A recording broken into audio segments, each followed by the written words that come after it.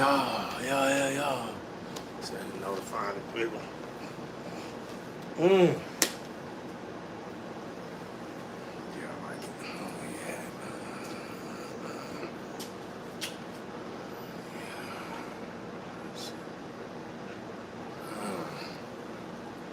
Yeah, man, finally getting to sit down and do this interview with you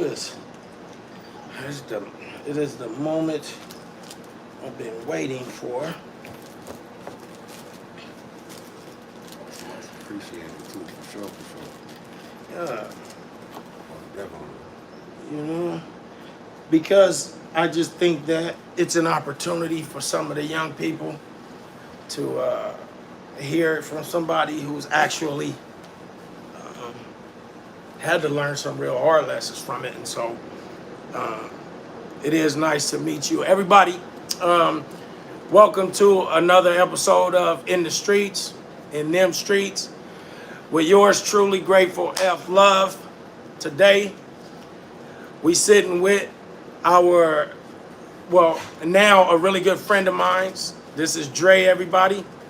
This is the owner of Chef's Kitchen, Shug's Kitchen in Kent, Washington. The brother wants to share with us a testimony today, but before that, we just want to get to know who he is, okay? This brother had been, he was shot right here through the face and lived to tell about it, okay? Who shot him, we'll let him get into that. We'll talk about what he might have learned from either the situation or what brought him to that. But before we get in that, we do want to get to know who our brother is, okay? I'd like to introduce y'all to who I hope will be a longtime friend of mine's now. Dre, you want to tell us a little bit about yourself? Yeah, well, my name is Dre, everybody, but I'm the owner of Shug's Kitchen. It's in Kent, Washington. It's on Central. It's located in Barry's Barbershop. That's one of my guys, one of my partners. He does his thing, so, should come through, buy some food and get a cut. It's kid friendly, it's great vibes. I've been cooking for a while, all my life, honestly. I was raised in a family where I had a lot of aunties. My mom raised me, my granny raised me. So shout out to them, of course. And coming up as a young black man, a young black boy, in Seattle, Washington, it was real tricky, especially, because I grew up with all women. They raised me. So when when they need to put the belt to my ass and I got in trouble and everything, they'd sit me in the kitchen, and instead of just sitting there twiddling my thumbs, I'm asking granny, I'm asking my auntie, what can I help you with? So that's basically how I learned how to start cooking. So would you say that cooking is a passion, or is it just something that you know how to do and you just hitting the grindstone? Or is it like not work? Is it something you would do even if you wasn't paid? It's a passion. I'm gonna say that. It's second nature. I'm not even gonna say second nature, first nature, if that's something. I love doing it. So even if it wasn't something that I thought I could get paid for or get money for, I would definitely do it. I also got 3 sons, so I gotta cook for them. When my mom don't want to cook and I pull up on moms, I'm cooking for mom. If my granny is here, I'll be cooking for granny. I just love cooking. It's fun. It makes me happy. I want to get a little background on you before we start asking you some of these heavier questions for the people. I just want to get a little background on you. Like, what kind of young kid was you? Was you always in trouble? You ever hit the streets? You ever see the inside of somebody's jail? Yeah, most definitely. So, I'm the oldest grandson, the oldest grandbaby, just, period. So I got little cousins that come up underneath me, but, I never had a big cousin, a male role model, to tell me not to do these things. So, of course, I jumped, head first. I took off running, me and my partners that I made through whatever ordeal, we did what we did and got into some trouble. I definitely been to jail, for a lot of things, you know. And I was just I was I'm not gonna lie, I was an angry kid, you know. I always got into fights. I was always fighting, getting suspended, expelled from school. Shit, I remember beginning of seventh grade year, got expelled the last 2 weeks of school, and then eighth grade year when I got back, I got suspended for 2 months in the beginning, and shit. After that, I was just, you know, of course I go to school every day after that, but when I got in high school, it was over after that. You know, I thought I was grown. You know, It was off the yeah, porch. it was over after that. You know, I definitely, you know, Looking back at that now, and the young people, the youngsters that we have today, right? See, a lot of those youngsters don't think that there's a way out of it, right? right. Did you have to get real rich in the streets to start your restaurant business? Did you get a whole bunch of money first, or did you just decide the streets was it? I'm gonna get it off the ground the real way. Man, honestly, when I came up with this, I was working. I was working a full-time job when I started initially feeling like, all right, let me let me do what I got to do for this cooking shit because I like it. But I always dibbled and dabbled. I'm a hustler, you know, and in my mind, a hustler, he ain't a person that could just get it from the hood. I'm getting it from everything. You feel what I'm saying? I'm getting it from every angle. So whether I was in the streets, I'm getting it. I don't care. I'm working a job, I'm getting it. You feel me? And then if the women that I had in my life, if they contribute to it, they contribute to it. See, with me is I'm gonna get it regardless. So either you in my way or you fucking with me. And if you ain't fucking with me, you in my way. So you gonna either fuck with me or get ran over and shit. With that type of mindset, it just made me be able to get money in different ways. You know what I mean? Let me throw this out there first, because we don't often get a young brother that been in the streets. I mean, we do, but not a lot, that stand up and take their responsibilities. When I met the brother, he have his own place. He got his own place, couple bedrooms, live alone. But when I met the brother, he was taking care of his son. His son had one of the spare bedrooms. And that's what made me feel like, okay, well, whatever you used to do, however you used to get out, the transition that you made, it's important that we try to get all of those key moments that might have been transition turn moments for people like me and people like him, because it's those little moments that we could pass on to our younger ones. And if they catch it, if they like, oh, okay, I peep that. And that way they don't continue missing their freeway exit. Because when we on this highway that we call in life, we get so many exits and then rest stops. But a lot of times, man, we moving through this life with these blinders on, and we're not allowing ourselves to use other people's examples as guiding lights or freeway signs to know where to get off. Do you understand what I'm saying? So I just needed to point that out, right? Before we get into anybody starting to feel some kind of way where we finna go with this conversation. Because this conversation is Grateful Confronts Domestic Violence. So we're gonna talk about it. But before anybody start misjudging this brother, I want y'all to know this is a good man, takes care of his own business, owns a restaurant. That means he's giving back to the community. That means he employs people. That means he's putting pressure on the scale in somebody's life in a good way, so we don't want to slam him. And that ain't what I do here. My thing ain't about beating people up or attacking them. My thing is, hey, let's look at the problems that we might have. Let's see it together as a family, as a village. We can pull together, we can come together, we can grow from it. We can recognize a problem. And between us, between all of y'all and us, we got solutions.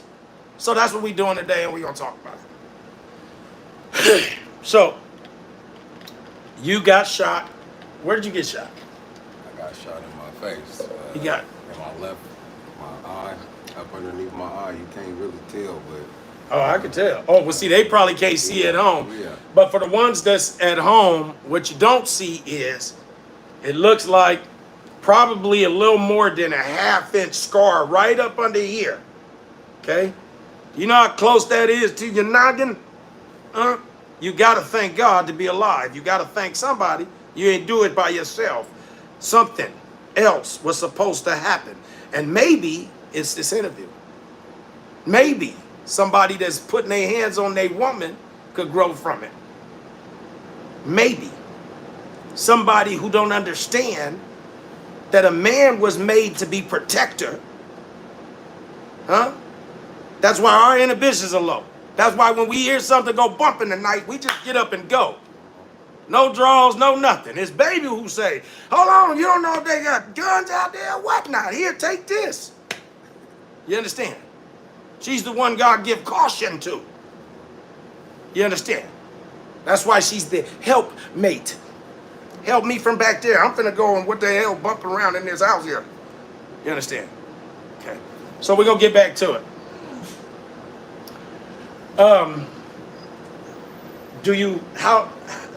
How much do you actually remember about the day that you got shot in the face? Shit. I remember, I was working. I got up, I went to work. Shit, it was a cool day, you know. I had just started the job I was at actually, but I was working and, you know, shit, it was cool. And then, of course, since I just got the job, I went out to, you know, I had a couple drinks. That's where I went. I went to the bar after work and shit just to celebrate with myself, you know, and, you know, do my thing and shit. Me and the person I was with, you feel me, like, you know, of course, you know, it was a close person, you know. I don't want to really go into like depths of it, but it was a close person to me, and shit, we was vibing, it was cool, and then you know,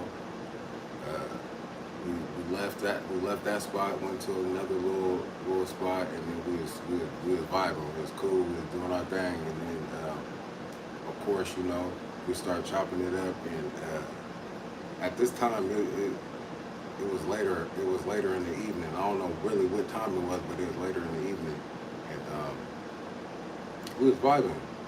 We had chopped it up. We was drinking. I took my last drink, and then shit. I got up. I went to go piss, and then we started mobbing.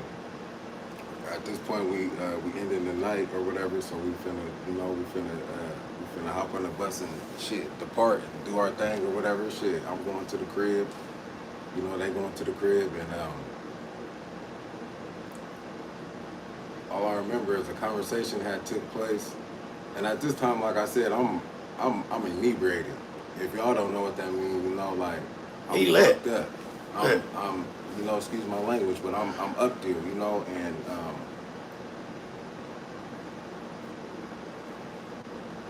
I know the type of man I am. You know what I mean? I know I like, you know, I'm alpha. You know what I mean? And you know, I get hands on type shit. You know, Yeah. and a conversation had took place, and honestly, shit, I ain't even gonna lie. That's about it. The next thing I knew, shit. Do you know? Do you remember having a thump on you? Yeah. I always, you know, Yeah. I ain't even gonna hold you. I always got one. So, was it? How did it? Like, what happened? What happened? Shit. For the record, you guys, this is still an ongoing case, and so there's so many things and details that legally are not permissible to be discussed on this platform. You understand? But what we are trying to do solely, this show is solely, always, I'm always going to have somebody on here from the streets to talk about turning points. It's important that we keep putting it in our young people's face so that we can grow as a village. That's all this is about. This ain't to jump on him. This man's doing his thing. I would love for y'all to support his restaurant, right?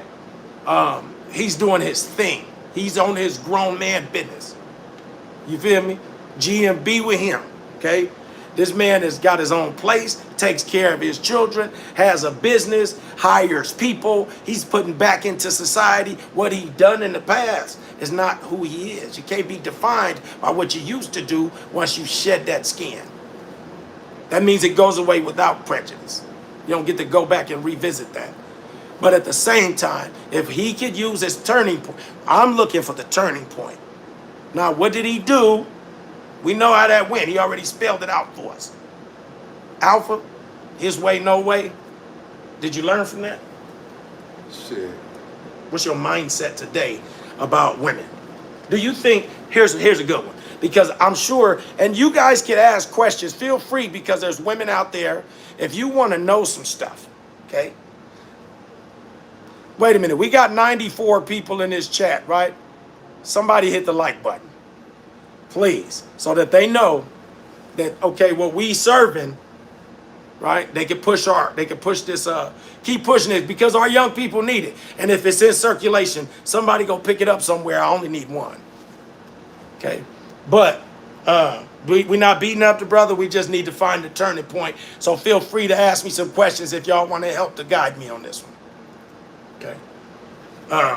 But if you had a woman in your life today that did the exact same thing, I don't know whatever happened of that day.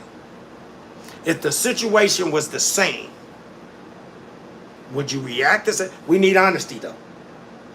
Okay? If you ain't there yet, say you ain't there yet. No, for sure. Okay?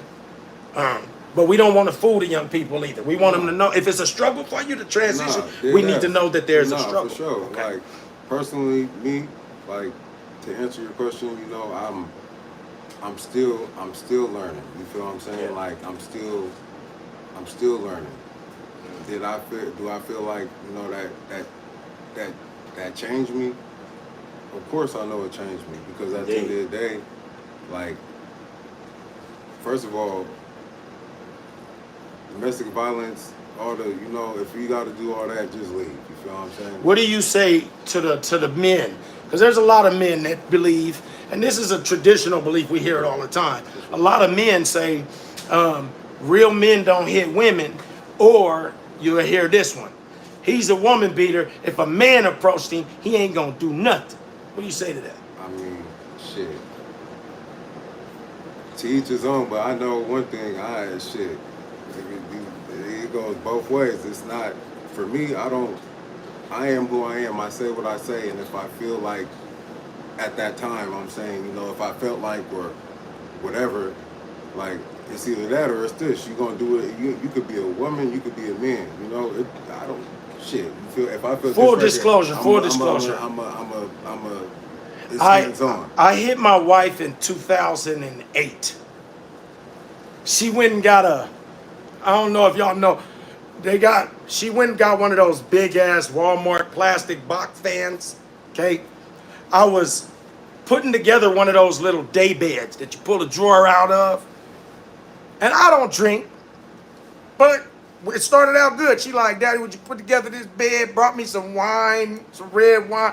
I'm sitting on the floor putting together the bed. But I'm taking my time, I'm cruising, I'm pulling my feet out the sand and whatnot.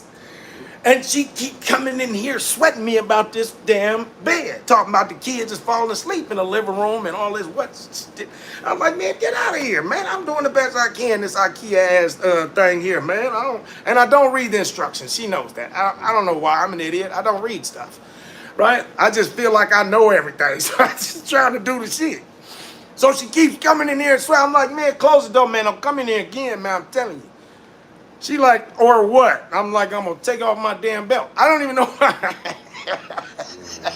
Don't know why. I said I was gonna take off my damn belt. That was gonna happen. You keep coming here and sweat me. I think 10, 20 minutes go by and she come in there, but I had already had unbuckled it when I said it. So when she came, I just pulled the belt out and swung that, and it wrapped around and smacked on her legs. And I was like, man, I done told you. She said, oh, you hitting? Okay. I'm like, now close on, I'll bring your ass in here again. We're going to have a real problem. So she leaves. I don't know that she come. I mean, I hear her when she come back. I'm fixing the bed. I hear the door open, and I'm getting ready to talk my stuff. And I'm like, man, I swear, man, I done told you, I ain't gonna keep telling you. And before I knew it, I just felt whap. She had hit me on the head with the, and if anybody know, if anybody, shit, I remember that as yesterday. But anybody knows those big box fans, the little plastic gate that's holding the blade caved in. So now I'm wearing it like a crown. And I couldn't get it off because it was putting a scar in my head. I was so scared. I was so scared I wouldn't go get that thing off without puncturing my temple that I had to be nice to her and beg her, please, baby, get the thing off me. Okay? Ever since then, I knew I'm not gonna do that no more because that thing came down, got me in the neck. Okay? So full disclosure, not just this guy. I've learned my lesson back in 2008. My turning point was thinking, if I do it again, she might kill me. Okay, that this violence can go both ways. He's putting he got a pit bull that's in heat right now, and that's what he's dealing with, you guys. So he's trying to put her to the side. Just no, take your time, brother. But anyways, the point I'm trying to make is that whatever turning points that we have, can you turn that fan on?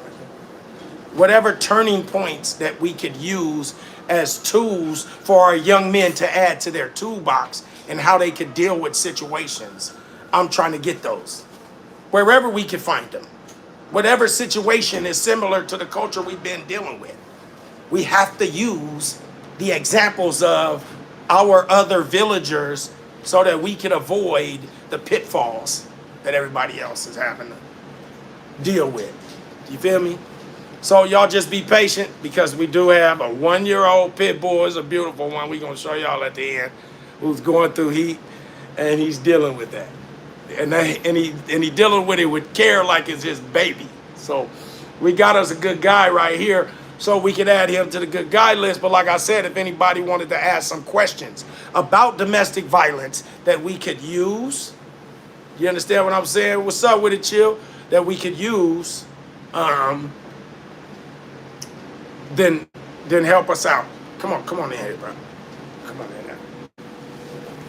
All right, so, but overall, the last thing we was talking about was when men say real men. And I think the gist of it was, period, violence. You were just dealing with violence. Anybody could get it. Right. I'm just, that's yeah. But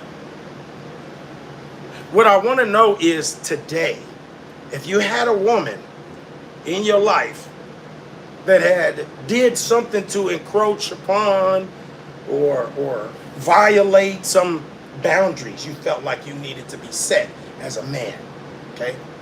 How do you deal with that problem today? Nowadays, it's communication, and I'm still working on that.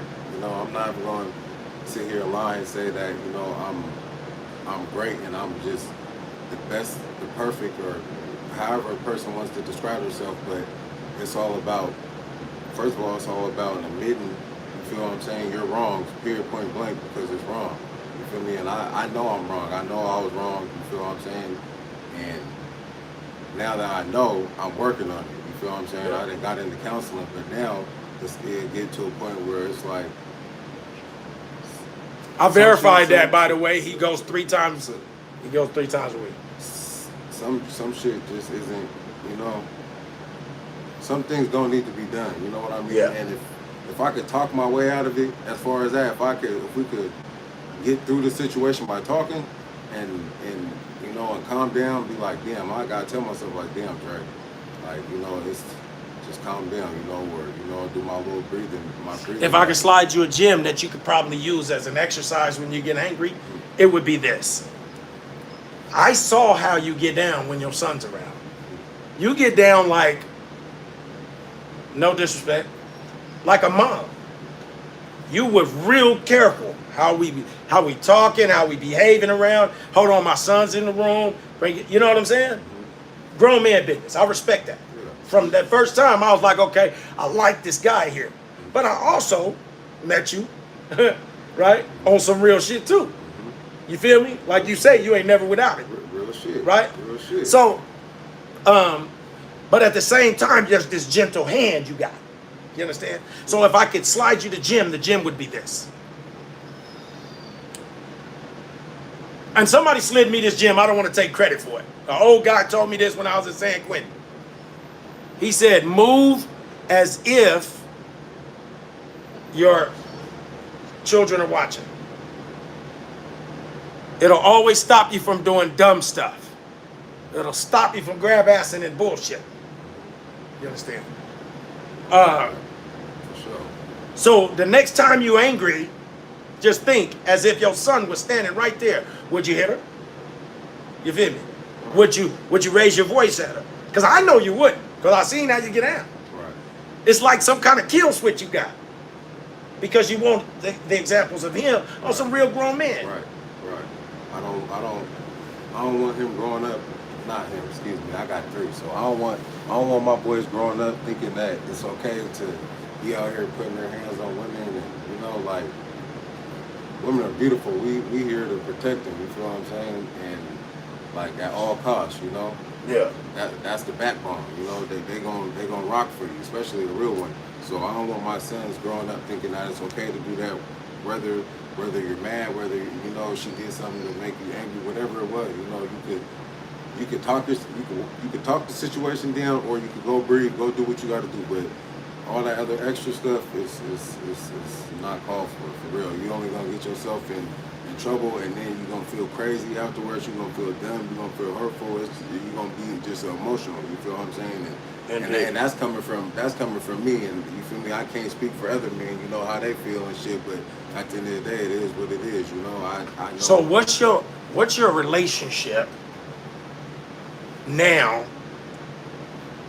with the person that you're in this situation with? When you got shot in the face, the person you was with, what's your relationship with that person? I mean, right now, you feel me? It's I'm gonna say it like this: like there ain't no love lost. Like, you feel me? Like, I'm 32 now. You feel what I'm saying? So, not saying like it was hella long ago or whatever. But what I'm saying is, and even after a situation, and after me healing and thinking about it, you feel what I'm saying? And talking to God, praying to God, you feel me, and to just saying, forgive me for what I did. Like, there ain't no love lost. Like, straight up, like, you feel me, I'm achieving greatness. You feel what I'm saying? And I'm growing in life, and I want the shit to come back tenfold. And you feel what I'm saying? There ain't no love lost. And if I can't, like you were saying, I can't really elaborate, but there ain't no love lost. Like, I ain't got no ill will in me. You feel what I'm saying? To go do nothing, and that's how I feel, straight up. I appreciate this, just the example that's being set is that it's so mature, it's so grown, because a lot of our young people, they'll look for the example in how somebody else handled a particular situation. And they look that, okay, that's how it's supposed to be handled. But see, what you're giving is a whole different perspective. What they don't get to see often is the good examples of what a man is. I like to say often that I grew up 4 years ago. I'm 50. Okay. But I think I just grew up 4 years ago. Because before that, I had this misconceived notion that I could make my living breaking the law, going against the grain. I can make a living, sustain it. I'm going to always be around. I'm outside. I'm having fun. I'm in these streets. But at the cost of my life, I didn't realize that. See what I'm saying? But what you have done is showed that you still got that same hustle, but now you're a whole business owner. See what I'm saying? A whole business owner, and that ain't nothing to just be snubbed at. Because everybody be talking about what they gonna do. Or I'm gonna throw me up one. Right. I'm gonna get this. Yeah, but when you put it into motion, right, you can actually go walk into your place, key it, hit the alarm, hit the open sign, and then come home. That's a great accomplishment that we should be praising more often, and then normalize it so that more of our people would go into doing the positive things. There ain't nothing in the streets, I promise you. I was in them and did really good, and then I came out with nothing. You don't get to keep it. And you'll spend your life until you pass away in the streets trying to have it. But the truth of the matter is you never get it. The things get you.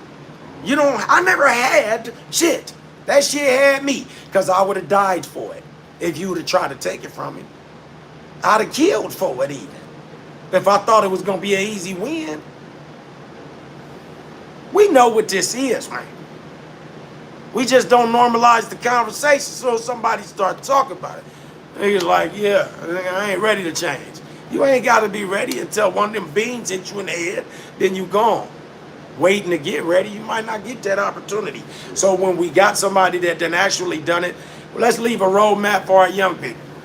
That's all I'm saying. If that's the only little drop in the bucket we get to do, is leave something for them. Our little message in the bottle is, he did it, y'all. Youngsters, y'all could do it. That's my message in the bottle. He did it, y'all. Let's memorialize this moment. Young black men, two black men right here. I don't hate him, he don't hate me. I ain't trying to hurt him, he ain't trying to hurt me. And there's stumps in this house. Trust and believe. He came one, I came with one, and we didn't need him. That's how it gotta be, you know? Shit. Real love, man. This is what we can all have. Big yard mentality, we need to be with our people. We need to have each other back. We need to smile when you see somebody that look like you. That's what you do. Show your teeth. Because you show your damn teeth when you walk into that damn dentist's office, doctor's office, Macy's. Huh? First thing you do when you, hi. You don't want these people to be thinking you been there stealing his teeth. You show your teeth to everybody but your own people. Because you're looking at your reflection. If you hate me, you hate you. Knock it off. Show me some teeth. Huh? You know, it's okay. It's okay. You got a beautiful smile if you use it more often. Your shit can get like mine. I know I got a beautiful smile. I cheese all of that thing. I practice my shit in the mirror.